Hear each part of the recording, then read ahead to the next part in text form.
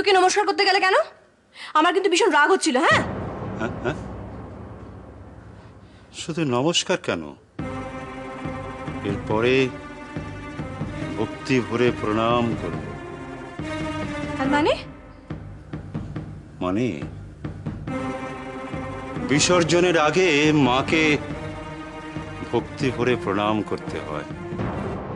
এইখানে তোমাকে নিয়ে যাব, যার কাছে নিয়ে যাব দেখবে তুমি সেখানে গেলে ঠিক ভালো হয়ে যাবে, তোমার সব অসুখ সেরে যাবে। দেখো বাবা, দিদি ওকে নামান। प्रजापति ऋषि विराट गायत्री चंद्र इंद्रो देवता कन्या निग्रह निमियग ओम जदीदं विदयं नमः तदस्तु विदयं नमः जदीदं विदयं। শানু, আয় বাবা, নেমে আয়। এসো এসো এসো বাবা, এসো। তোমার ভয় কি? আমি তো আছি না। জয় কালী, জয় মা, জয় কালী, জয় নিবন্ধ মালিনী, জয় মা, জয় মা।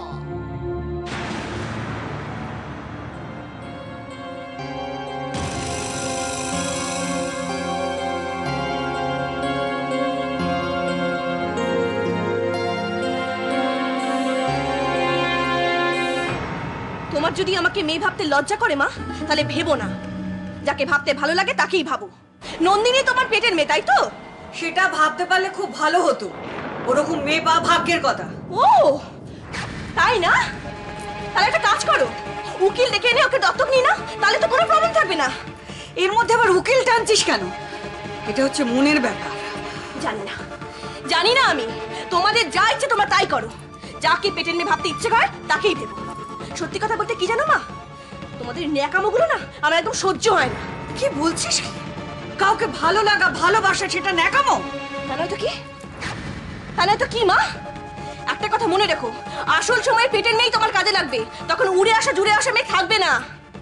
আসল সময় মানে? আমাদের মরবার সময় কথা বলছিস? যাক, বুঝতে পেরেছো তাহলে?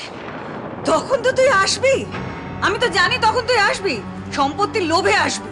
মা, কি বলছো এসব তুমি? সম্পত্তিটাই সব? ওটাই সব।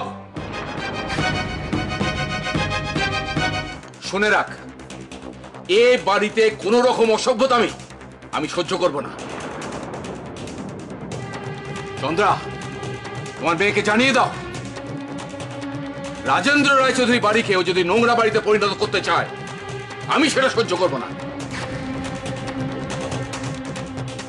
ওর বরকে খবর পাঠাও, যত তাড়াতাড়ি সম্ভব ওকে যেন এখান থেকে সে নিয়ে যায়। বাবা, আমার এই দিদি বড় বিপদে পড়ে আপনার কাছে এসেছে। এই হচ্ছে ওর ছেলে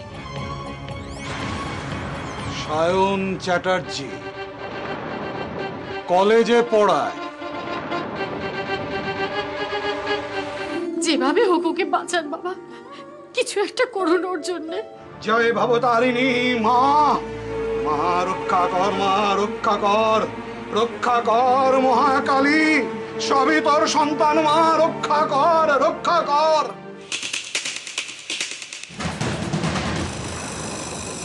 এ কি শুনালি মা? তোর বউ আর ফিরবে না, তোর বউ মরে গেছে।